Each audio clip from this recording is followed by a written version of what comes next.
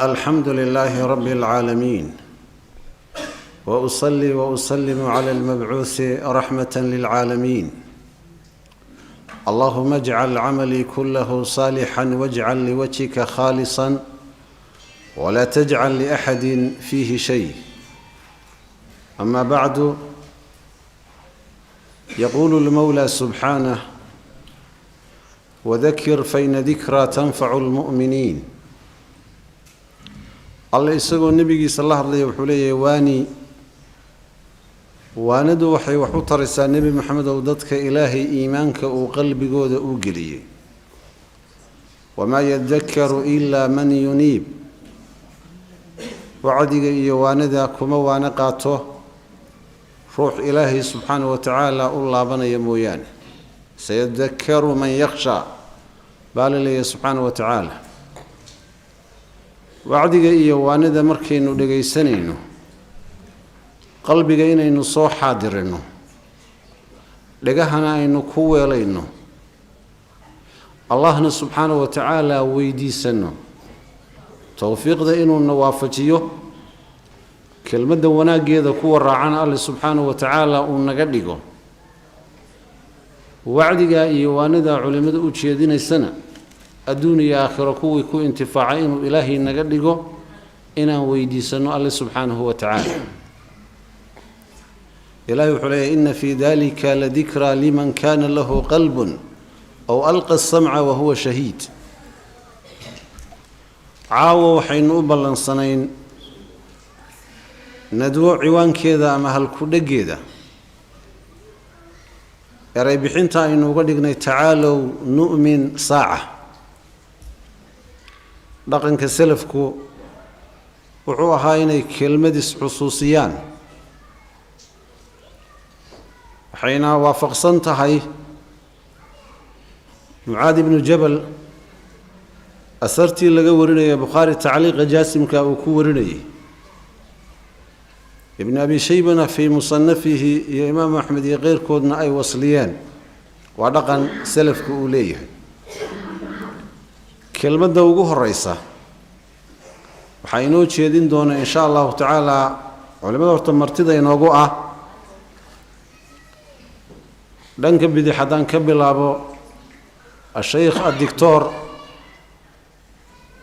أحمد معلم ظاهر وكمل علماء واوين إن شاء الله تعالى وعكو حقا الدكتور الشيخ محمود شبلي الشيخ محمد شبلي وهذا قران إنسان إن شاء الله تعالى حكى له كحيقة شيخنا الفاضل الشيخ محمد عبد أمل عوانك كواد وحينو بلا بدونا الشيخ الدكتور أحمد معلم ظاهر ومكانة الإيمان في الإسلام مكانة iyo mansilada iimaanku uu ka joogo islaamka uu ka joogo raasamaal bini aadamka ilaahay ugu deeqo waxa ugu muhiimsan iimaankaasi marka raasamaalkaasi ilaalin buu inooga baahan yahay booska iyo makaanada islaamka uu ka joogo dacfiga iyo nusqaanta ku dhacda natiijada iyo midhaha aynu ka helayno adduun iyo aakhiraba saasa nadwadeenu ay isugu xidhan tahay insha Allah ta'ala هذا وحن سودوين يا شيخ الدكتور الشيخ أحمد معلم ظاهر فليتفضل مشكورا مأجورا إن الحمد لله نحمده ونستعينه ونستغفره ونعوذ بالله من شرور أنفسنا ومن سيئات أعمالنا من يهدي الله فلا مضل له ومن يضلل فلا هادي له وأشهد أن لا إله إلا الله وحده لا شريك له وأشهد أن محمدا عبده ورسوله يا أيها الذين آمنوا اتقوا الله حق تقاته ولا تموتن إلا وأنتم مسلمون يا أيها الناس اتقوا ربكم الذي خلقكم من نفس واحدة وخلق منها زوجها وبث منهما رجالا كثيرا ونساء واتقوا الله الذي تساءلون به والأرحام إن الله كان عليكم رقيبا يا أيها الذين آمنوا اتقوا الله وقولوا قولا سديدا يصلح لكم أعمالكم ويغفر لكم ذنوبكم ومن يطع الله ورسوله فقد فاز فوزا عظيما. أما بعد، فإن خير الكلام كلام الله، وخير الهدي هدي محمد صلى الله عليه وسلم، وشر الأمور محدثاتها، وكل محدثة بدعة، وكل بدعة ضلالة، وكل ضلالة في النار. أما بعد، أيها الإخوة، نشكر الله على هذه الأمسية الجلسة وناكسن دور فائدة وكجرتو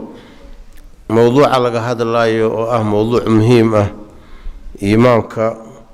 واحد دينته وينه تزاور كإخوة ومارتي زيارات كذا أيضا الدينته وحوين ما أنت ما أركيسا آد ما أنت ما أركيسا وين إيو فرق ذكر إلهي الله فرقه خصيصا بين الصلاتين وأيضا وحوينه. أولا وحن كعور دارنا موضوعا وموضوع آد أقيم بدن حق إننا نفكر إنه هذا تقوى ذي إيمان كذي استعداد كذي إنه آد صغير هاي مدك لو موضوع علماء اللوقيبية أيقو كلامقان وحد حكرت مركة الداخل إنه دعوه ماله أو مارتي وشيخ سودي ياري الشيخ إنه قاته تاس هدي لحظة لقول العليانة وكل هذا القرآن كخيرك ولقول العليان بملحن انت اسك بعدي وحكى له ادو شكر لنا حضورك وناكسن مارتي حافظ اد لو سو حاضري ايدي وايهن اد يراتي مارتي حضورك iyo محاضراتك iyo علمada اد loogu yimaado marka antum insha Allah mashkuuriin maajuuriin sidaba dadka xoolaha leh hadii neefka si fiican loola dhaqmo oo loo salaaxo nin dabci fiican caana badan oo ka keeno laakiin nin dabci xuna xoolaha gujeen ma taqaan qofka naasaa xoolaha maartay ka dharbaaxa leeyahay ama fi ka feer xoolo way caana qaataan culimada laftooda wayna darraan wayna caana qaataan Soomaa way guraan hadii arkaan dad himam leh oo cilmigi maanta ma arkaysa u diyaar ah culimadu way daranayaan waxa la wixii cilmi ku jiray iyo nashaad iyo waxa laga yaabaa xataa wixii soo iloobeen inay soo xusuustaan laakiin hadii san nashaad icraal ay helaan dasbaarada baadiya waxaan dhigi jirnay 14 boqolka naqana ka akhrisaa ma ka adag cilmiga sadad soo barato wax ii akhri iyo wax ii sheegay hadii aan lagu weydiinaynin دي عام بالمتهم مارتي الفائدين اسمها مركا نشكر الإخوة مارتي على حضورهم الطيب. موضوعا وقلنا إيمانك شأنك سؤال وين هي مكان دي سنة آدي أسر ريسا وانا نعمد وين وإله سبحانه وتعالى قفك وقول نعمه وحلق السيو إيمانك وين مدحوينها دان نقطة الدنيا ودن هدي القسيو إلهي مارتي توحيد كيسي إيمانك إن لقسيا كوين سواتو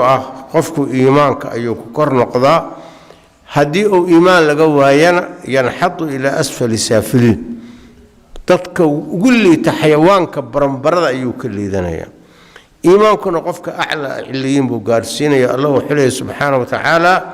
لقد خلقنا الإنسان في أحسن تقويم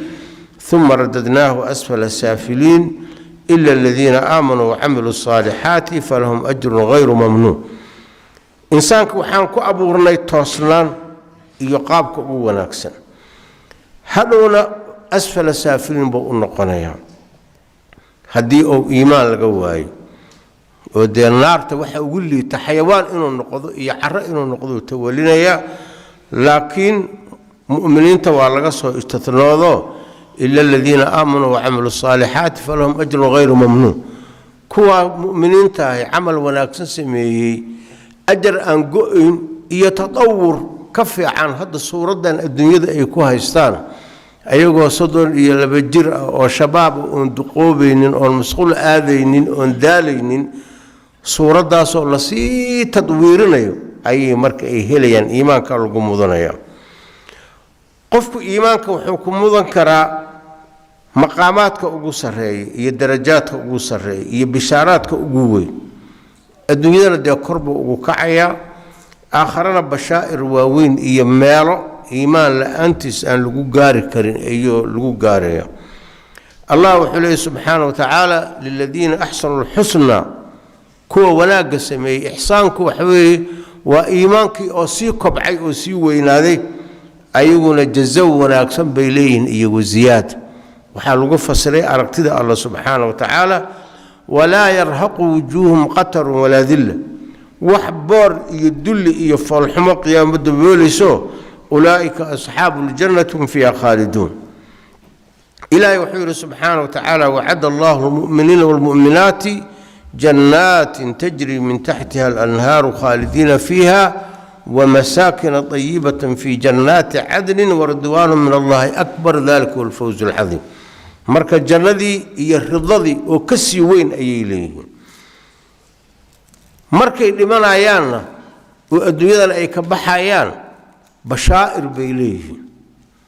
يشرف يسود وين يقيم الله بشارين إن الذين قالوا ربنا الله ثم استقاموا تتنزل عليهم الملائكة ألا تخافوا ولا تحزنوا وأبشروا بالجنة التي كنتم توعدون كوي ربك أنا الله الرمي عابدي كنا توصل هذا إيمانك لوازمتي سي أحماشي سي أما عمل قلبي هذا أما عمل جوارح هذا مركي لمرة تتنزل الملائكة ملائكة كسود دقيقة سيقول بشارين ملائكة الرحمة إليهن ألا تخافوها بقنينه لبعضه إذن كهرس مجرته ولا تحزنوا وحدكم مركتين مجرته وقت النوات كفا إذا ستينه إيمان إي عمل صالح آيات كسو قرشين وأبشروا بالجنة التي كنتم توعدون جنة اللي إنكو يبوه جري من مالمتان يرين إلى وحال مقلين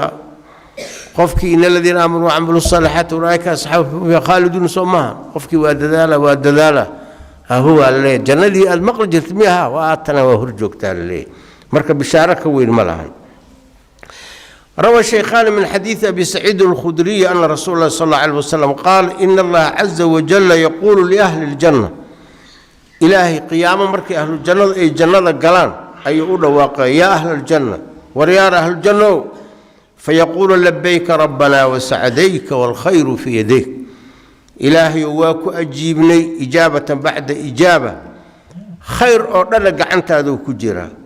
فيقول هل رضيتم الرال لمن نقتين مبسوط متهين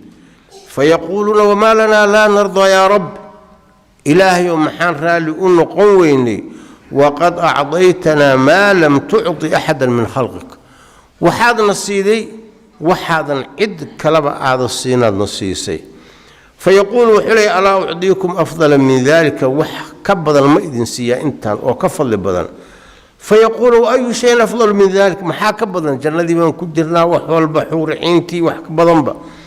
فيقول أحل عليكم رضواني فلا أسخط عليكم أبدا رضوان الله لدن كدل دجيو ولي إذن معرونه وحديثك سعوك يالا قفل بو تصور وحيالا إيمانك الزيادة ورنا إمادو أنت وحاكم لذا وحيالا النصوص أنت تصورتد هنا شيء حقيقة لكتد كورنا بالوحاد خيالي سا موقف كالجنة هذا لحجو وهذا الكاسون كقدول رعه انت بفرحد يسرورك انت اللي أكتر مركا إنا أسعينه سيان ميشا انت أقارنا هذا الكاس دوشين وكردو على دوشين نكردو وحالي عكرت مساجد جوجنا اي وقتي الى انه اقبل وحاك لو تصورتا ميشا هدي اد كم مقنتهي نكي كم مقن نار ابو كجرا ميل كلا مجرو لا ريب فيه فريق في الجنه وفريق في السعير كم تكون الحسره انتي بشلايتدا iyo dhibaatadu noqonaysa meesha hadii aad ka maqanta meel shir iyo rag iyo akhyaar isugu yimaadeen qofkii ka maqnaada faraha qaniinay goobtaas oo kale markii aad ka maqanto laga hoojiyo laga tirsay dhijir reer baadiye qofka markuu ragga iyo maanta ma arkaysa wax ka qayb qaado waayo laga tirs macna tirada lagu mudar wax qiimo oo leedahay ma fi ragga markuu ka xanaaq jireen laakiin dadka zamankan jooga laga tirsay iyo lagu tirsay min ma kala yaqaanin dadkii ari iska hagaagay noqdeen laakiin waagii hore qofkii la yiraahdo waa laga tirsay macna tirada kuma jirtid oo lagu ma xisaabinayo aad baa looga xanaaq jiray dhaqanka baadiye aad u fiican yahay sababtoo ah futuwo iyo ragnimo ku jirtay حديثك كلا أسجنا وحديثك أرقتي الله كصاب سنة روى مسلم وأحمد وغيرهما من حديث صهيب رضي الله عنه أن رسول الله صلى الله عليه وسلم تلا هذه الآية للذين أحسنوا الحسنى والزيادة آية أخرى كو ولا قسمي ولا زيادة إليه وقال وحودا إذا دخل أهل الجنة هديك قلنا وأهل النار نادى مناد يا أهل الجنة مركي لك على حروضه إلا يكون جنة لو حري الله نقدر أهل الإيمان كان أهل الجنة الله واقعية قفا واقعية إلهي قف عد أو صدري بحليه إن لكم موعدا يريد أن ينجزكم إلهي يبوه وين أو إذن كرم من وأن وليهلن أيال إذن أوفن يا مانت فيقول وما هو محانا قمقا ألم يثقل موازيننا ميزان كإني ميانا راسو حسلين الجنة أنا كسو قلن ويبين وجوهنا وجيالك ميانا را عدين ويدخلنا الجنة سونا مقلنو ويزحزحنا من النار تنسلو لقم بحانا قدمان أيقول يابن إلين محاد هل دونتان بل واحد الذين صودون محيين فيكشف لهم الحجاب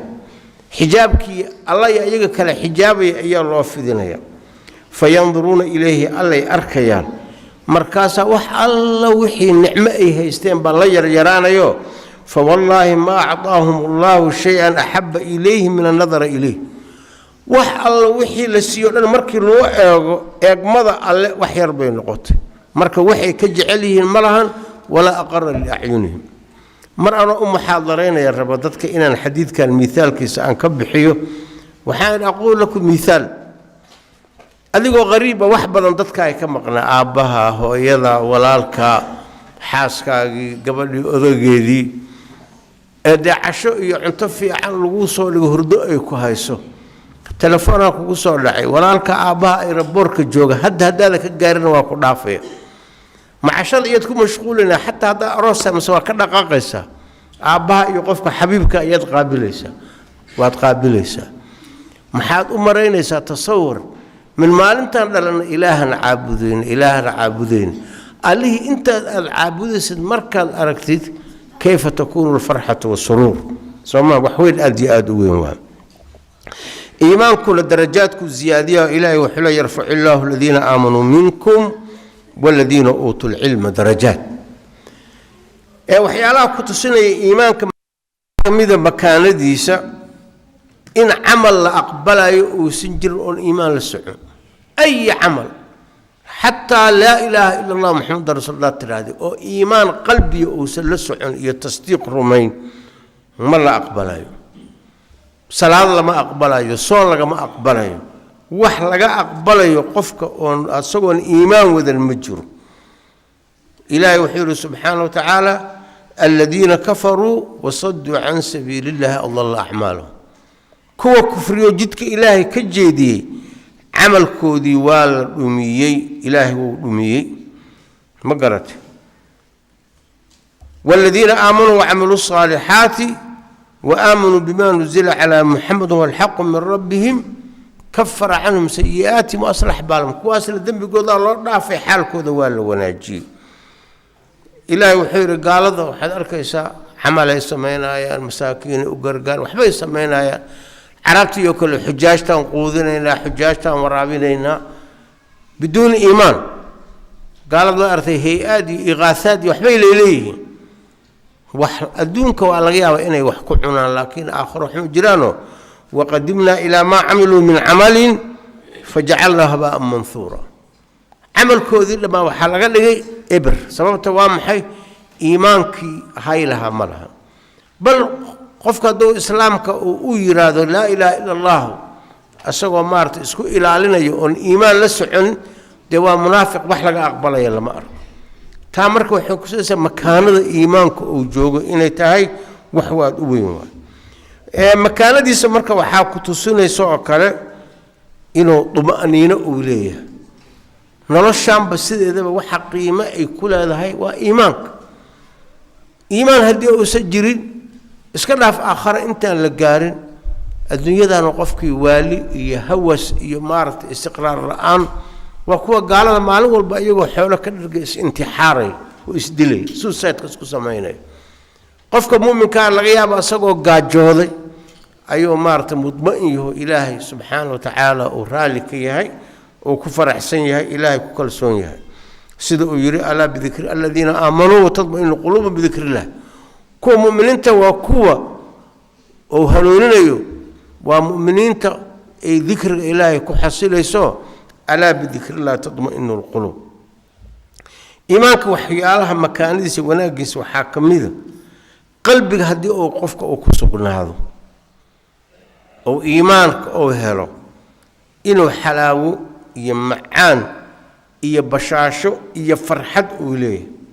وح الله وحي أعماشها وجهادك ولبضيه إنه نفتي صهر إنه سهلنا عليها ودينت إيا تكاليفته أوامرته فلتانك إيا نواهدك واحد نبقى يسكوهين ثلاث من كنا فيه وجد حلاوة الإيمان وكان حلاوة أوليه هرقل مركو ويدي أبو سفيان انتو قال كأها وحور النبي إنه ورسل إن كتبتي هرية قانو أها وحور إن كان هل يرتد مقرت أحد أو من أتباعه كميدة مردوبة يا مارت سخطة للدين بعد أن يدخل فيه أسوق الدين تسوء عروني أبو سفيان وحوري ميونا فكذلك الإيمان إذا خالط بشاشة القلوب مركو قلبك أو دحقله تو معان سنة يا مركو الدين تمكن نقنيه جهادك والنفع ما لقول يبيه بيلعب عليها صحابة رضي الله عنهم وذكرت حديث أنس بن مالك مركو ورنا أذيركس أنس بن النضر انتو كما قناذي بدر أيو عيل فرائس لقوست تحلي يا رسول الله وكام مقنابه لهي موقف كي هرئ لكن هدي إلهي معلم والبدقال كله يمادو ولا إلهي وحن سمعي وأرك الدونة وحد مركي أي دعوه مسلمين تأي حقا أي جبين أيو عيل سلقوا قوسه وحوله إله مسلمين تأي وحي سمعنا رسولك إني كبا قلان بريبان كاه قال ذا وحي سمعنا يانا بريبان كاه كل يسو قال دي سوء آذي سعد بن معاذ وكهور من وحوري إني لأجد ريح الجنة دون أحد جنة دي وإيقصوا حرف أحد سكديس هل كيف أقول وحال هلي أسوق أنت سو سيف يكتالو أنت لا قوة يفرهس ولا شيء أقوت ويقول أنا سبحان لنا اللي يكسود دكتي قوله تعالى رجال صدقوا ما عاهد الله عليه محاسه لي نفج عايل يراحة جعايل إنه نفتي ساوه رجل سو عرفت محاسه لي إيمانك مركي وما أنت ماركي ساحوجيس مدك القفك وحودريميا دو إيمانك أو هلو dad waxay u maleynayaan hadda aan iimaankoodu yar yahay markay cibaadeysan ilaa inay wax u qabanayaan oo ari u raacayaan ee rasuulkiisa waxa laga yaabaa inuu iimaankiisa ilaahay ku galay sidii acraabtii oo kale ilaahay wuxuu yiri yamununa alayka aslamu qul la tamunnu alayya islaamakum hay u galadeysan islaamina bal illahu yamunnu alaykum an hadakum al-iimaan adiga ilaahay duu iimaanku si ilaahay ba amalku wala ولذلك الصحابة سيفهمون وحاد على أنصار رضي الله عنهم مركي أحد حنين حوليه لقيبي أيها النبي حوليه عليه الصلاة والسلام مؤلفة القلوب وسي وحجر هذا أن لي إسلامك أصول بتون كان الله سينا يا وركي يا سوقاري واشتري مساسة ترى هذا وحلا أخيارتنا ملينا عوامتها تري تذكر حوجا إسكا وحما قرتك وحوي النبي أمال الشيكتو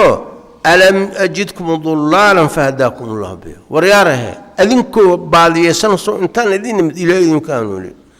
وكنتم متفرقين فألفكم الله به أذنكم كلا تكسروا أوسي خسر الدقان دقان أسكاليغا سو إلهي سمك يدومين سوماها وكنتم عالة فأغناكم الله به مركاسو حير هدارتان حدي له أذيقوا لقسوا ريان كنوا ذو كوغرقار ما يدين مرب الوحيد الله ورسوله أمن يدير إلهي رسول كيس أيها قلبت نقوله على كل حال هدي أنت قيمة إسلام كهذا إيمانك علماء وحيكون تعريفيان لوقهان وقتي وقال ما رواي وحيكون تعريفيان إنه لوقهان تصديقه وما أنت بمؤمن لنا ولو كنا صادقين سيدي ولا ليه يسوع أبوت كيلادين waxaan ku sheegnaa ma laga rumaysanay siday dhahan laakiin xagga sharciga sida ahlu sunnadu ay qabto أئمة أهل السنة لقى سو قوري سفيان الثوري أوزاعي مالك بخاري شافعي لقى سو قوري وحي قبان إنه يهي اعتقاد بالقلب مقرتي أيوة سو قبي إيه أفكا ما أنت معركة نطق لسانك إيه عملك جوارح إيه طاعاتك إيه منهياتك وحي علماء أي كلام أي كهلان إيمانكم الزيادة مسوى النسقامة أهل السنة وحين والنسقامة والزيادة ولا نسقامة طاعاتكم كزيادة يتفكرك تعالوا من ساعة إن في خلق السماوات والأرض واختلاف الليل والنهار لآيات للألباب الذين يذكرون الله قياما وقعودا وعلى جنوبهم ويتفكرون في خلق السماوات مركي كفكران حكمة إلهي وأبور وحي أركيان ربنا ما خلقت هذا باطل إله كون كان عيار وما أبورين إن أدتك الجزيزة وأبورتين فقنا عذاب النار مسؤولا نهي إن أنكو أضيعنا وإيمانك اللوازمتي إنتان لن مانو جنة أنكم وذر النار وغحر إلهنا وافج إيمانكم واكل بدني هيو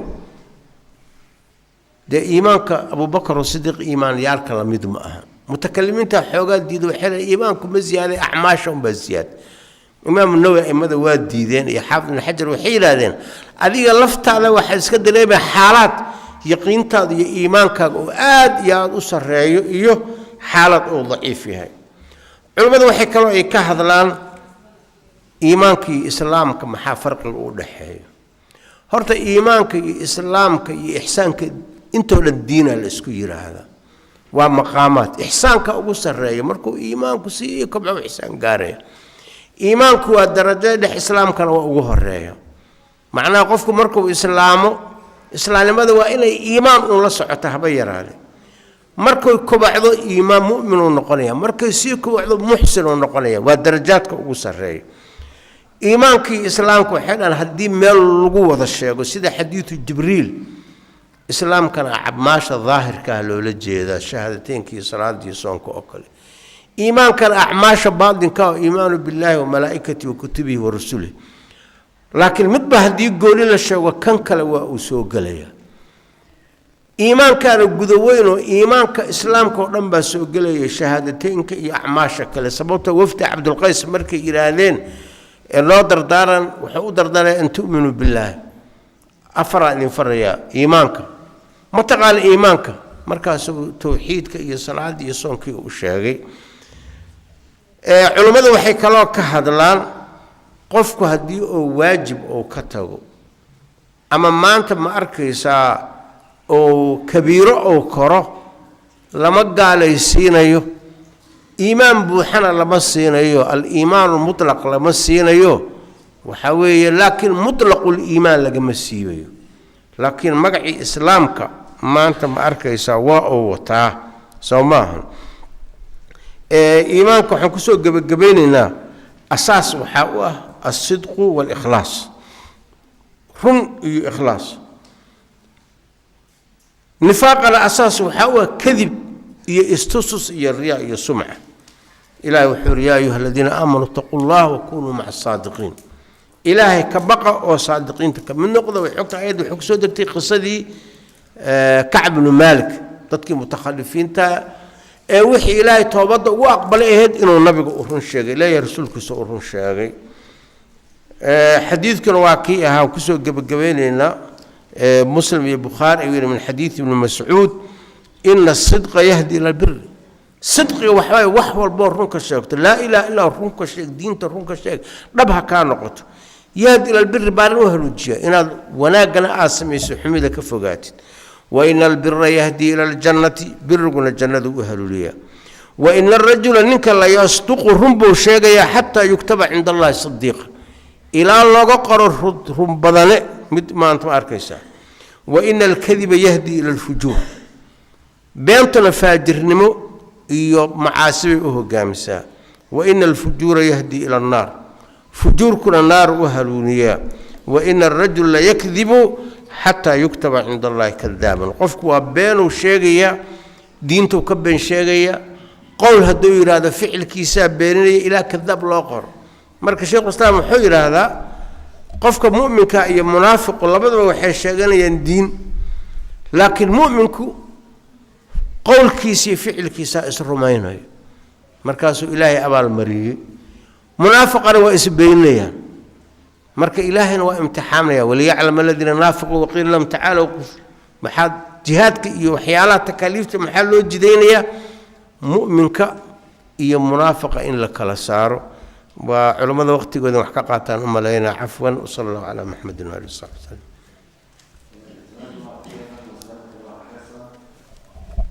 insha allahu tacaala culimada waqtiga umaynan sheegin markii hore 20 daqiiqaynu siinaynaa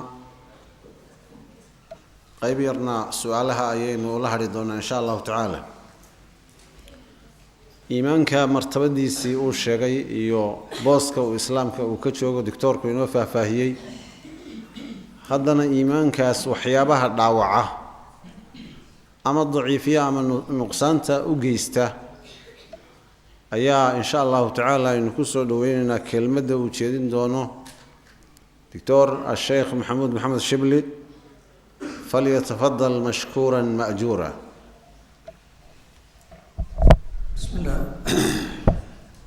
بسم الله الحمد لله والصلاة والسلام على رسول الله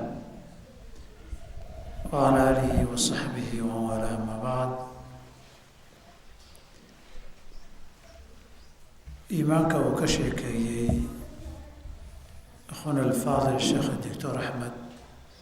آخرنا أبالك لو هليو maaha magac abtiro inta la abtirsado aan isbedelin maaha sida kelmaddii u dambeysay ee sheekha ka mid ahayd iimaanku qalbiga wax laga rumeeyo iyo qowl iyo erey ahaan wax loo dhaho iyo wax camal iyo dhaqan ahaan loo sameeyo way kuwaasi way isbadbedelaan marna kor bay u kacaan marna hoos bay u dhacaan qalbigu marna waa daciifaa marna waa xoogaystaa afkaagu khayraadka iyo wanaagga samayntiisa marna wuu badiyaa marna way ku yaraataa xubnahaaga iyo camalkaaga khayrka aada samaynayso marna waa bataan marna waa yaraadaan badashadu xad ma laha yaraanshuhuna xad ma laha inuu wada baabo-o meesha ka baxaa dhici karta inuu bato waa khayr soo kordhay inuu hoos u dhacana waa dhib soo ziyaaday weey mowduuca ah waxyaabaha markuu yaraado in laga hadlo waxay muhiimadiisu ka muuqan kartaa si gaar ah waxa laga baqaa isaga ah soomaalida waxay yidhaahdeen khayr wax kaama dhibe shar u tooghay khayrka iyo camalka iyo iimaanku hadduu kuu bato khayrun baa kuu ziyaaday daacaadkaaga inaad tirisana uma baahnido diiwaan ilaahay oonan lumaynin bay ku yaallaan laakiin waxa inaad la socoto u baahan hoosu dhaca weeye markuu hoosu dhaco inaad la socoto u baahan yahay xadiid ibni cumar laga wariyo imaam alxaakim fi lmustadrak sheekh naasirna raxmat ullaahi caleyh fi saxiixa uu ku sheegay baa wuxuu ahaa iimaanku qalbiga wuu ku duugoobaa sida dharka la xirtee jirku xirlaba loo xira u duugoobo ina aliimaana layakhlaqu fii qalbi axadikum kamaa yakhlaqu thawb fasalu llaha an yujadida aliimaana fii quluubikum iimaanka qalbigaaga ku jiraaye waa wasakhaysan karaa waa duugoobayaa cusboonaysiin iyo nadiifin iyo ka shaqayn buu u baahan yahay inuu duugoobay dhalaalkiisii saamayntiisii waxtarkiisii nacfigiisibaa hoos u dhacaya maadaama la yidhi iimaankii waa duugoobayaa sida dharka waan rumeeyey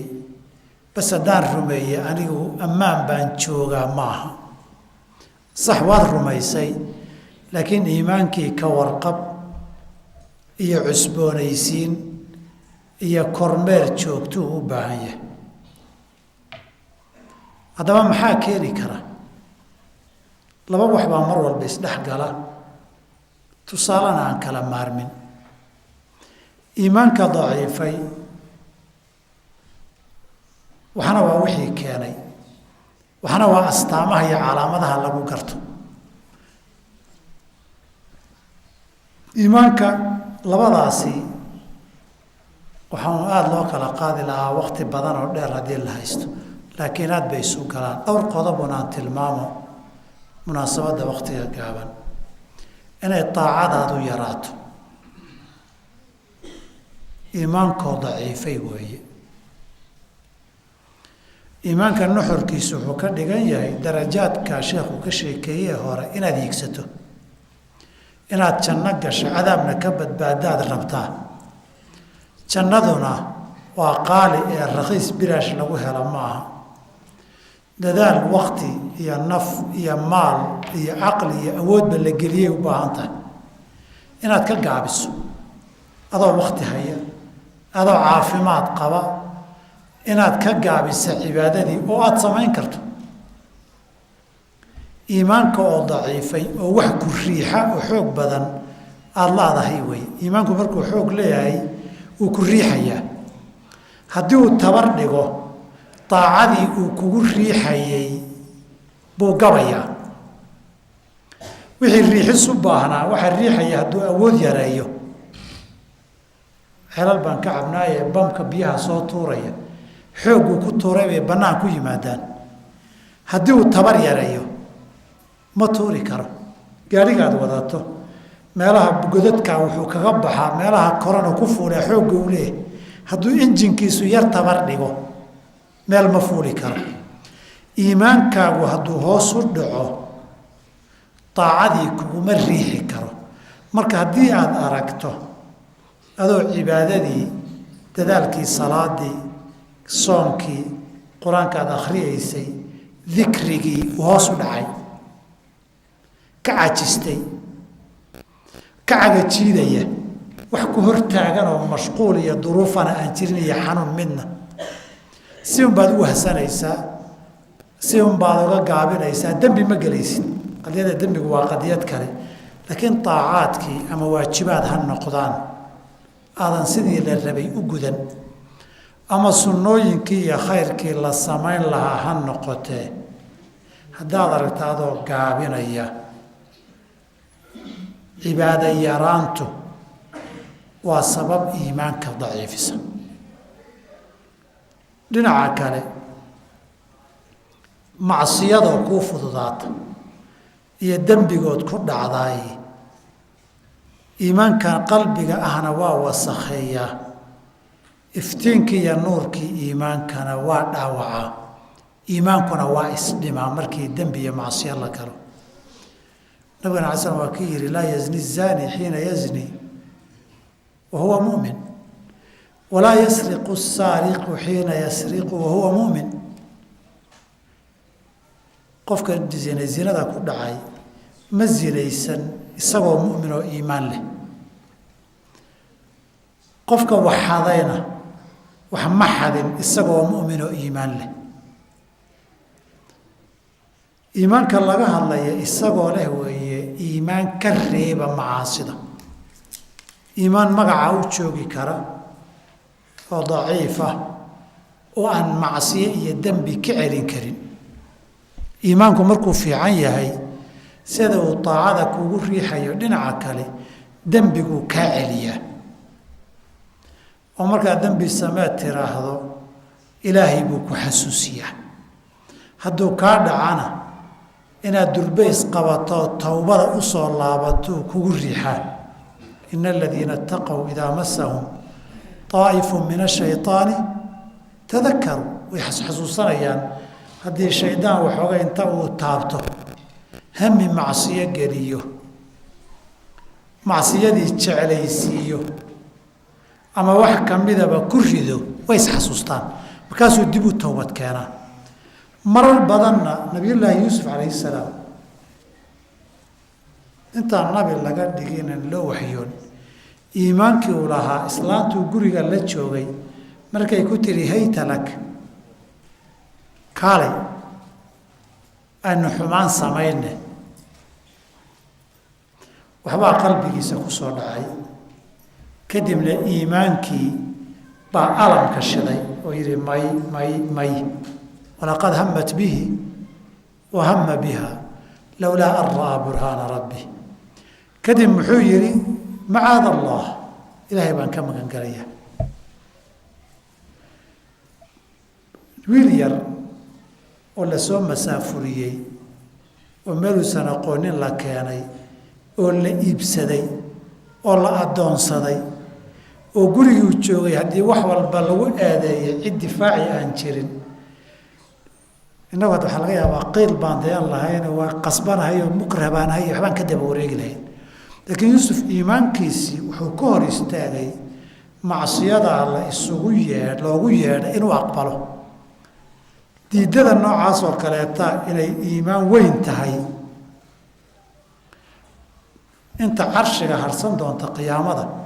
markay qoraxdu soo dhawaatee la qaawan yahay tanoo kalaa ka mida warajulun dacathu imra'atun daatu mansabin wa jamaalin ama xasabin wa jamaalin faqaala innii akhaafu allah ilahay baan ka baqayaa yidhi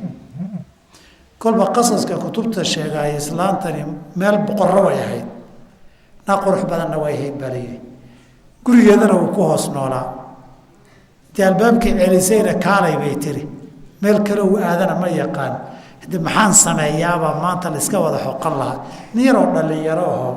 xilliga dhallinyaradu shahwadoodu u xooga badan tahayna waa aha maxaa ka hor istaagay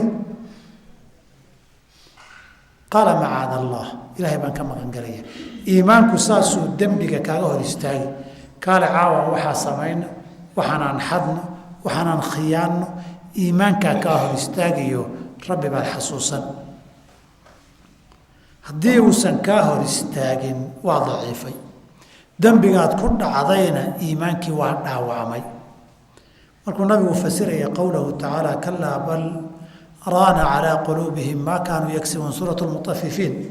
qalbigooda waxaa daboolay dembigay sameeyeen wuxuu yidhi markaad dembi samayso dhibic yaroo wasakoo madow baa qalbiga fuuli haddaad dembigii sii wado way sii badan way ku sii darman ilaa qalbigii uu madoobaado wasakdu meesha hadday ku raagto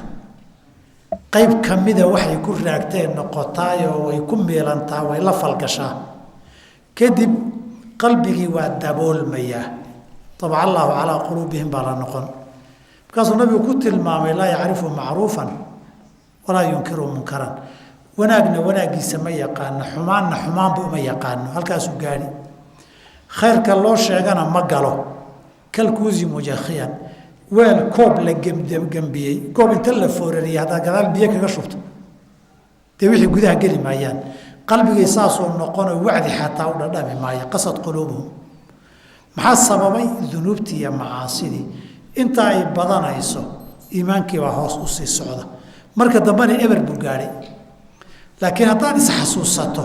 waa taaca iyo khayr aada la timid wuu dhaqmayaa wuxuu nabigu hadduu toobad keenana waa dhaqmayaa qulubtu markaa kadib labay noqon qalbi nadiif ah oo iimaankiisu fiican yahay iyo mid aswada murbaadan mid madow oo dhik ah aada u madow kalkuusi mujakhiyan dunuubta iyo macaasida la sameeyo iimaankay daciifisaa hoos bay u dhigtaa hadba inta uu daciifayna dembiga iyo macsiyadu kuu fududaataa haddaad rabto inaad isfiiriso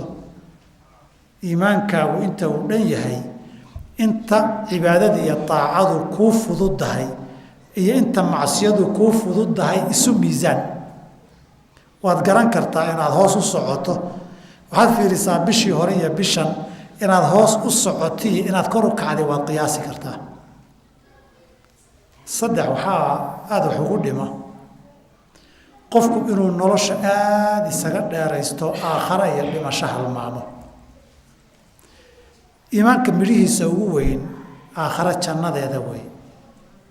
aakhara jannana waxaa ka fikira ninnan naarna og janniya naar qof ogi waa qof og xasuusan xisaab inay ka dambayso oo wuxuu samaynaya berri la weydiin doono taasina waxay u baahan tahay dee inaad dhimashadii saa darteed nabigeena calayh isalaatu wasalaam marar badan buu dadka dhihi jiray xasuusta dhimashada buu xasuusin jiray akiruu min dikri haadimi ladaat almowt waxaa noloshee la jecel yahay midka soo afjare geerida iyo dhimashada in badan xasuusta wuxuuna dhihi jiray qubuurta booqda aakhara idin xasuusin qalbigana way jilcin markaad aragto dadkii shalay madaxda ahaa gaadiidka saaraa boqorada ahaa maalqabeenka ahaa jirkoodu dhalaalayay oo meel aan shanqar lahayn isu wada eg ciidda ah haddaad fagtana lafa ciidi cuntay ah markaad aragto adiguna aada xaqiiqsato inaad halkaa ku dambayn halkaa wixii ku anfici lahaa u shaqayso iimaankaagii baa kor u kacay markaad dhimasho halmaanto oo noloshu kugu dheeraatana qalbigaa engegaya fataala calayhim اlamadu faqasad quluubuhum quluubtoodii baa engegtay darhum yaأkuluu wayatamatacuu wayulhihim اlamalu fasawfa yaclamuun haddii aad weligaa inaad noolaanaysa u haysatoodan dhimashaba ku xisaabtamin dabcan dee xisaabtii aakharaba haddii iyo dhimasho xasuusnayn camalkeediina xasuusan maysid xisaabteediina ka baqi maysid aakhare xasuusteeduna qofka waxay ku xambaartaa inuu dib u xisaabtamo uu yidhahda maxaad berri aakhare la tegi waxaanaad samaynaysa muxuu yahay oo dib isu daba qabto laakiin nolosha hadday kula dheeraato dhimashada halmaanto waxaad la yaabaysaa dadkeenna markaad aragto maalin dhoweyd nin baa ii yimid su-aal buu i weydiinayay waraaqad jawaan la eg buu wataa guri buu rabaa inuu dhiso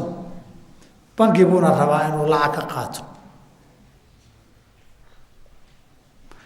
ninka ii imanaya misaad ku bixin baan ku uriyo 15 ilaa 20 sana lacagta lagu bixin buu ii bangiga baa dib loo bixin ninku 80 iyo dhowr buu jiraa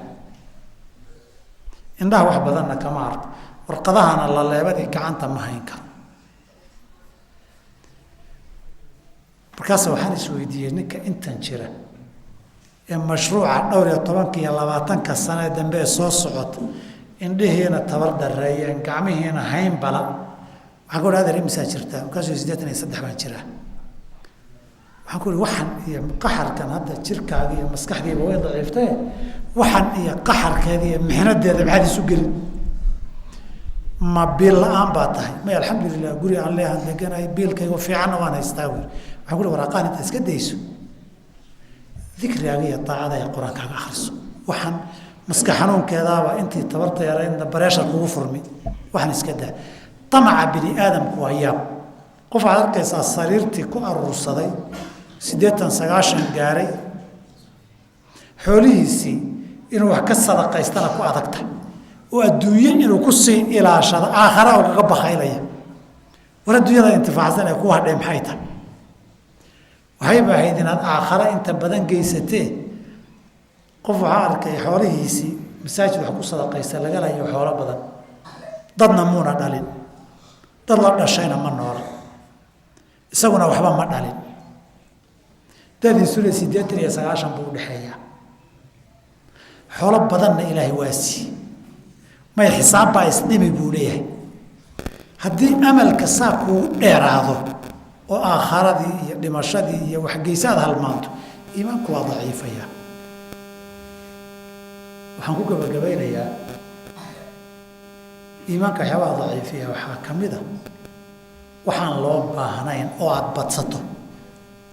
waxaadan aada ugu baahnayn oo aada badsato hadal badan sheeko badan haasaawo badan caways badan cunto badan cabitaan badan soo jeed badan waxaad arkaysaa laqwiga badan waktigii faraaqada ahayd waktigii aada waxaan macno lahayn ku disho dembi maaha. cuntada markaad badiso ee hurdada badiso wakti badan ood huruddo khayr badan baad qabsan lahayd, iimaankaa daciifay. waxaad garan weyday war waktigana dayacaysa eed dhuminayso eed fadhi ku dirirka ku dhimanaya waxa ma adduun ama aakhara ku anfac gasho. subaxii waad soo kallihi makhaayaduu fadhiisan, duurkiibuu rawixi, casarkiibuu ku soo noqon, fiidkiibuu rawixi, maalin kasta waa sidaas. muxuu ku hadlayaa markuu ugu fiican yahay hadal aan dembina ahayn ajirna uusan ka helaynin, maantoo dhanna wuu hadlayaa. war waa sidaa markaa tiri waktigaan dilayaa buu ku leehay. jus qur-aan akhriso, tasbiixso, wax khayra ka shaqeena uma diyaarsana, ma kari karo, wuu ka wahsanayaa. maantoo dhan wuu makhaayadaasuu fadhiyaa, shaahkeen, kukushina keen, juuskeen, mandhaasi keentu maantoo dhan ku hayaa. wuxuu cunayo ee faraha badan miskiinkan ku sadaqaysa adu uma baahnidee iimaan dhaha ma leh. warkan badan aakhare waa laguu xisaabiya, waktigan aad dhuminaysa aakhare geli, iimaan dhaha ma leh. iimaankii baa daciifay. ku baraga tusi lahaa war wax fiican ka faa'iidayso. maantoo dhan buu hurdayaa. hurdadii waktigeedii markuu ka bato sarirta galgalanayo, war intan aad galgalanaysa jus qur-aan akhrista iimaan dhaha ma leh. iimaankii baa daciifay. markaasuu waktigii badnaa u hayey wuxuu ku dhuminayaa wax laqwiya maalaa yacni. marka haddaad aragta adoo waxaa waktigaagii oo dhan geliyey oo fiidkii intaad xisaabtantay wax macnaa oo akhriya adduunood maanta qabsatayna waayey, kab iyo daal iyo rafaadna sarirtii fiidkii la yimid, fiidkii waa daalan tahay. aakhriya adduunna waxba maadan qabsanin, maadan harsan, maadan nasan, xoolo kuuma baaqanin, waa daalan tahay. xisaabtan aakhare iyo adduun waxaad qabsatay midna ma laha. iimaankii oo daciifay oo dariiqii saxnaa iyo wax fiican ka faa'iidaysa ku dhihi lahaabaa daciifay. ogow iimaankaagu waa daciifay, hoos buu dhacay. uusan hoos u dhicin maqrib iyo cishaad qur-aan iska akhrisan lahayd, casarka ka hor baad iyo kadib baad iska fadhin lahayd, haddaad wax kala hayn aakhiradaad camiran lahayd. intaasaan kusoo ururin lahaa. ilaahi subxaana wa tacaala wixii aan khaladnayn allah naga dhaafo, wixii khayran allah inagu wada anfaco. jazakum allah khayr. assalaamu calaykum. ilaahi subxaana wa tacaala sheekha ha ka abaalmariyo. waxaynu soo gaadhnay mowduucii ugu dambeeyey oo uu inoo soo jeedin doono sheekh maxamed cabdi umal. ciwaankiisuna uu yahay iimaankaas martabadiisii laynoo soo sheegay, waxa daciifinaya laynoo soo sheegay, wuxuu ku siyaadayo laynoo sheegay, natiijada iyo midhaha ka dhalanaya ee adduun iyo aakhiraba aynu helayno. waxaa inoo qaadaa dhigi doona sheekha. falyatafadal mashkuuran maajuura. بسم الله الحمد لله والسلام لله والصلاة والسلام على رسول الله وعلى آله وصحبه ومن والاه ما بعد. إلهي أمهات سكالة تبارك وتعالى. بعد ذلك مشايخ هذا الكي قهري ومعسيهين ولا لها سوق بنقابيي كلن كان جزاهم الله خيرا يقولون معسيهين. idinkuna waa mahadsantihiin sida uu doctor axmed sheegay inaad dhegaysiga kelimaadkan aada waqti ku bixisaan ood u fadhidaan. ilaahayna idinku anfaco. si kooban haddii aan insha allah u dulmaro mowduuca ku saabsan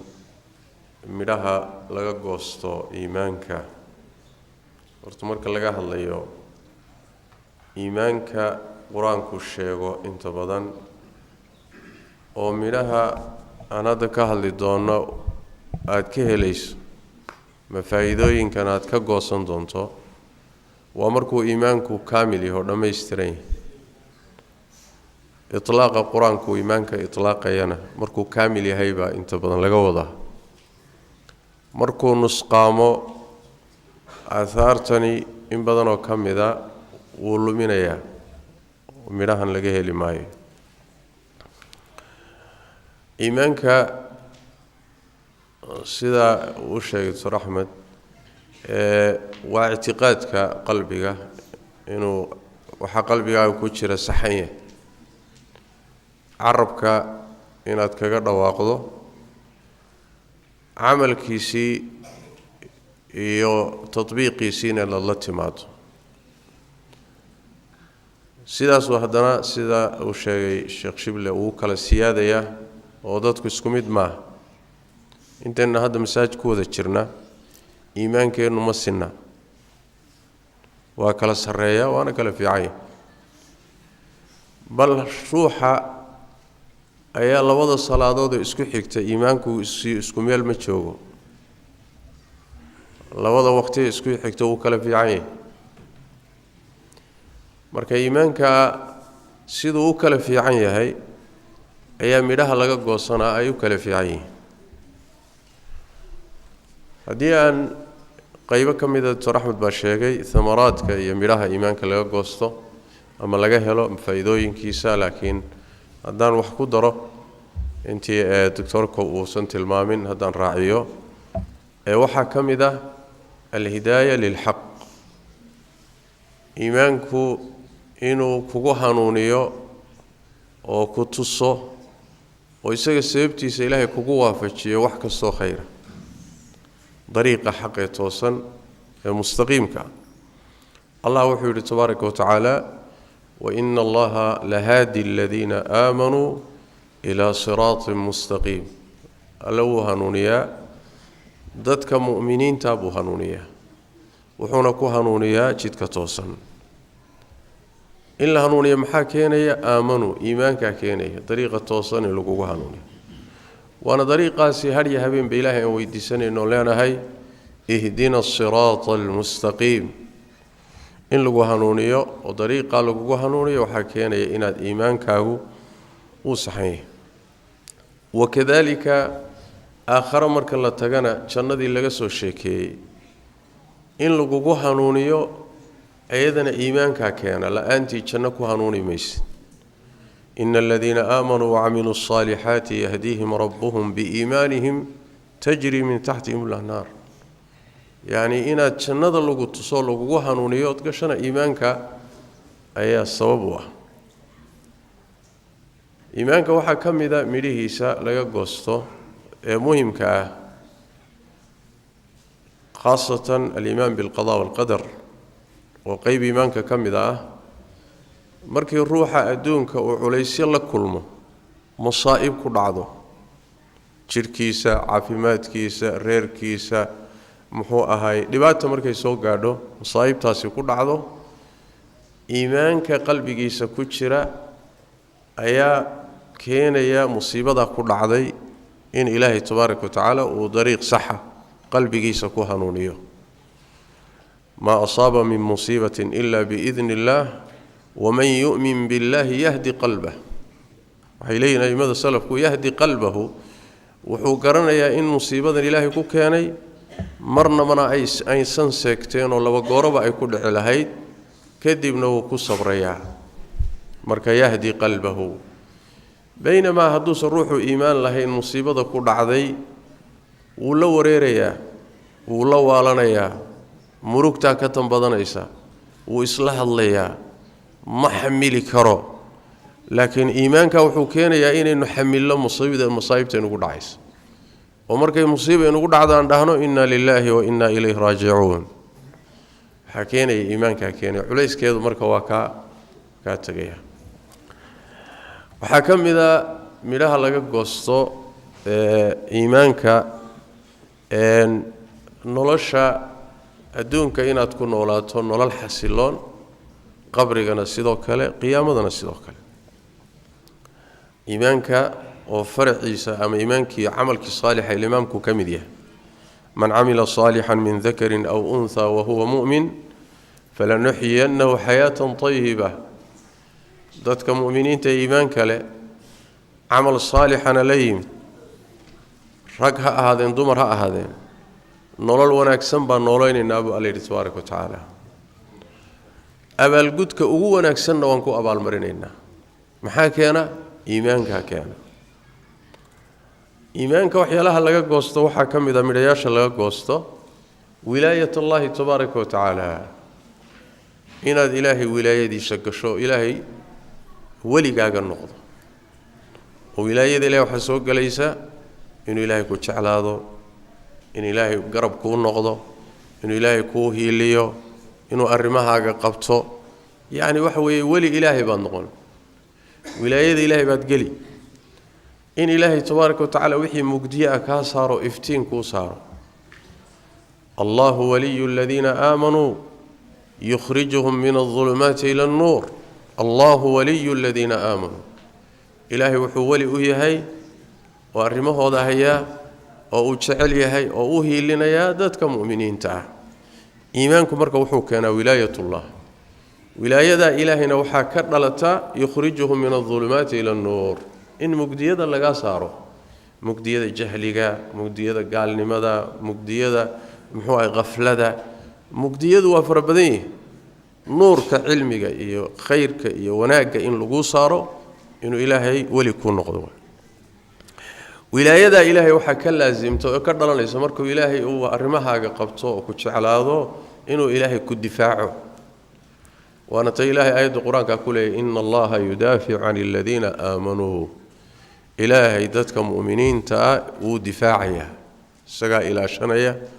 oo ka difaacaya wixii xumaana cadowgoodu ka difaacaya yudaaficu can aladiina aamanuu say u kale iimaan badan yihiin sidaas daraaddeed baa xadiiskii bukhaari ku yimid nabigu waa ka yidhi sal alla alay wasalam man caada lii waliyan faqad aadantuhu bilxarb weli awliyadayda ka mid a dadka aan taladooda hayeen jeclahay ruuxii colaad u qaada oo la colooba dagaal baan ku iclaamiyey dagaal baan ogeysiyaha ku talagalo dagaalkayga marka ilaahay wuxuu kugu difaacayaa iimaankaa keena marka xabsidaadaa baxaysa murugadaa baxaysa alaa ina awliyaa allahi laa khawfun calayhim walaa hum yaxzanuun yeeyihiin aladiina aamanuu wa kaanuu yattaquun xataa xaaladaha bini aadamka intiisa kale wada baqahayo oo naftu hayso ayaga waxa weeyaan ma baqaan ya markii oo ruuxu dhimanayo waa xilliyada ugu naxdin badan ugu argagax badan marka laysa soo saaro oo la soo noqdo waa xilliyada ugu argagax badan marka ilaahay lala kulmayo waa xilliyada ugu argagax badan marka qiyaamada la taagan yahay waa xilliyada ugu naxdin badan ugu halis badan waxaasoo dhan ayagu laa yaxzunuhum alfazacu alakbar argagaxa ugu weyne adduunka ka dhici doona ayaga ma murginayo culays kuma hayo sababtu maxay tahay waa la dejinaya نحن أولياؤكم في الحياة الدنيا وفي الآخرة ولكم فيها ما تشتهي أنفسكم مركز نفط لقى قاضي يبا وابل الدجين يا أبو حليه وحبها بقينا هرقحنا ألا إن أولياء الله لا خوف عليهم ولا هم يحزنون الذين آمنوا وكانوا يتقون مركز ميلك استوى عبسله أيكم من عبسنا يعني من مرقيها ما كان إيمانك كان إيمانك وحيالوه كان وحكم ده أرزاق واسعة رزق واسعة نولل وناكسن عافيمات هرمر نولل قيمة له فردق يبلشده انتبه الله يحول تبارك وتعالى ولو أن أهل القرى آمنوا واتقوا لفتحنا عليهم بركات من السماء والأرض dadka magaalooyinka degan iyo degmooyinka iyo dadku haday mujtamacaadku haddii ay alla rumayn lahaayeen kana baqi lahaayeen samada barakaadkeeda iyo dhulka barakaadkiisaan u furi lahayn baa leeyahay tabaaraka wa tacaala yacni khasnadaha waxa barakaad dhulka ku jira iyo waxa barakaad inaga koreeya samada yaalla khasnadihiisa waxa lagu furto waa iimaanka iyo alla ka cabsiga waa sidaas daraaddeed macaasida iyo dunuubta bini aadamku uu galiyo gaalnimadu u weyn tahayna waa waxa adduunka fasaadinaya oo dhulka fasaadka ka jira haday cudurro tahay haday abaara yihiin haday dhibaato tahay dhibaatooyinkaasi kufriga iyo macaasida keenaya oo sabab u ah iimaanka iyo camalka saalixuna dhulka waa islaaxiya oo wanaag iyo khayr buu ka keenaa waxaa ka mid a midhaha laga goosto iimaanka oo laga helo cize iyo sharaf ilaahay agtiisa inaad ku yeelato allah wuxuu yidhi tabaaraka wa tacaala walilaahi alcizatu walirasuulihi walilmu'miniin cize iyo sharaf iyo karaamo waxaa iska leh allah waxaa iska leh rasuulkiisa waxaa iska leh dadka mu'miniinta ama dadka aan mu'miniinta ahayn ayagu sharaf ma leh cizina ma leh way ihaanaysan yihiin waman yuhin illaahu famaa lahu min mukrim maba karaamoobi karaba ruuxaan iimaan lahayn sharaf iyo qiimana ma laha ilaahay baa marka cizigaa bixiya wuxuuna ku bixiyaa iimaanka waxaa ka mid a midhaha laga goosto ilaahay hiiladiisa inuu kuu hiiliyo cadowgaaga kaaga hiiliyo ku garab istaago maaragtay nusro khaas iyo maciye khaas inaad hesho wa kaana xaqan calayna nasru lmu'miniin ilaahay baa isku waajibiyey mu'miniinta inuu u hiilinayo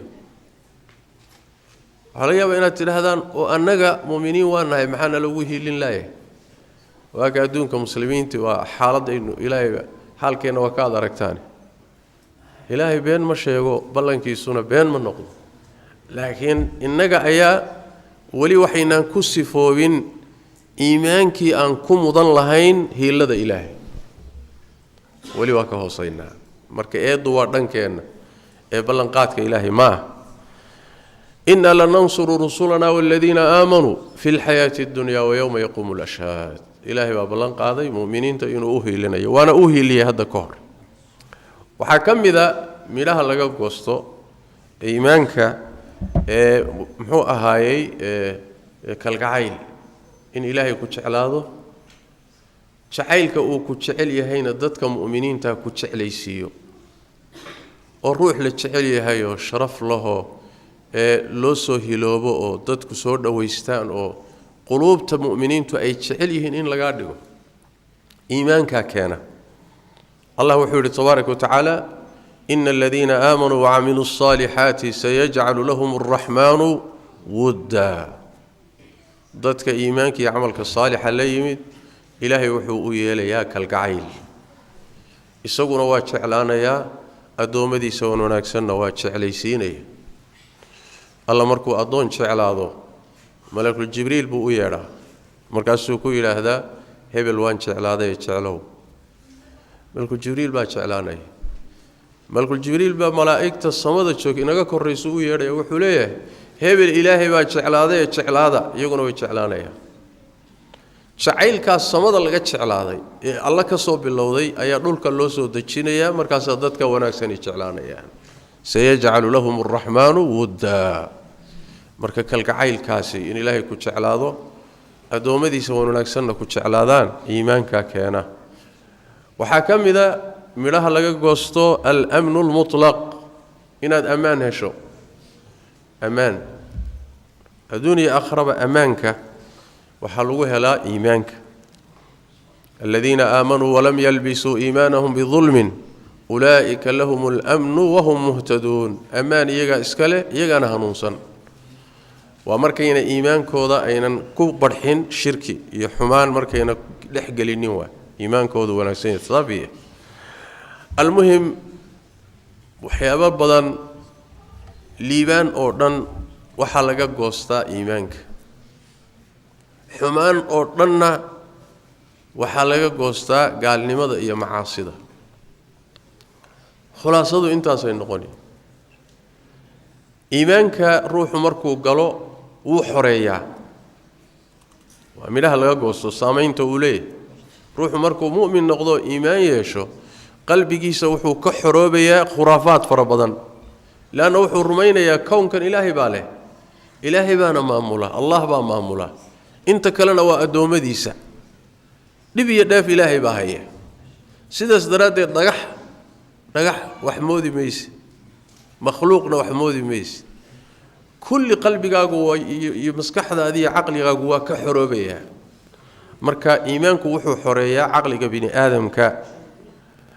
iimaanku waa shayga inugu riixa daacaadka yaa ayuha aladiina aamanuu markii amar layna siinayo yaa ayuha aladiina aamanuu mu'miniintiiow saa yeela maxaa loo leeyahay iimaanka qalbigeenna ku jira ayaa la kicinayaa si uu inoo riixo xumaan marka laynaga reebayana yaa ayuha aladiina aamanuu mu'miniintiiow lianna waa midka ina xakameeya waa xumaanta inaga xakamay siduu hadda sheekh shibla ka sheekaynay marka la soo ururiyo iimaanka qalbigeenna ku jira xubnaheennu samaynayaan carabkeennu ku hadlayo adduun iyo aakharaba waa midka aynu ku liibaanayno waay waa midkaan jannada ku galayno ilaahay wejigiisa ku daawanayno cadaab kaga badbaadayno qabriga iyo cidhiidhigiisa iyo fidnadiisa kaga badbaadayno aakharo wuxuu keenaa liibaantaasuu keenaa adduunkana wuxuu keenaa nolol xasiloon oo aan lahayn wareer iyo isla hadal iyo muxuu ahaay isdil iyo muxuu ahaay rafaad badan aan lahayn haddii ilaahay wax kugu keenana oo musiiba kugu timaadana waa ku sabraysaa oo iimaankaa keenaya inaad ku sabirto haddii aad wanaag heshana waad ka shukrinaysaa mu'min iimaankaa iska leh noloshani marka iyadoo dhan waxay noqonaysaa nolol kuu sallaxan oo aad xasilooni iyo wanaag ku dhammaysato maalmaha aad nooshahay waxyaalaha kugu dhacayana ayna saamayn weyn kaaga tegin saas daraaddeed baad arkaysaan dadka mu'miniinta dhib kastoo haysta duruuf kastoo ay marayaan gaalada dhibka haysta ma haysto gaalada iyagoo barwaaqo kasta haystay haddana isdilayaan oo rafaadsan yihiin oo murugta iyo walbahaadka iyo isla hadalka iyo stresska iyo ay baaba'ayaan annaga maxaana badbaadinaya xoolahay haystaan ma haysanno wadammaday haystaan ma haysanno yani barwaaqaday haystaan ma haysanno maxaana badbaadinaya waa iska faraxsannahay waa iska qoslaynaa soomaart maxaa keenaya waxaa keenaya iimaankaa keenaya waxaad arkaysaa ruux muslim oo curyaan ah waa curyaan lixdiisa laxaad ma qabo waa faqiir xoolo ma haysto caafimaad ma haysto caruur ma laha reer ma laha haddana maca daalika waa iska faraxsan yahay inay wax ka maqan yihiinba ma moodidba maxaa keenaya iimaankaa keenaya gaalada taajirkoodii milyaneerka ahaana xalay buu isceejiyey baad maqli yaa xalay baa loo tegay isagoo meyda war farqigu muxuu yahay yaa farqigu waa iimaanka waaye marka xasiloonida aan ku haysanno adduunka aan ku haysanno aakhare inta inoo dhimanna ka sii fiican yaa soo wax qaaliya maaha marka sidaa ay marka culimadu sheegay iimaanku waa wax qaali ah ilaahay nicmo uu bixiyo oo ka qaalisani totally maba jirtaba wax ilaahay bixiyo waxa ugu qaalisan iimaankaasaa u qaalisan marka iimaankeenna allah ka dhigo mid dhammaystiran ilaahayna tabaaraka wa tacaala thamaraadkiisaas iyo midhihiisa allah ina siiyo جزاكم الله خير والسلام عليكم ورحمة الله وبركاته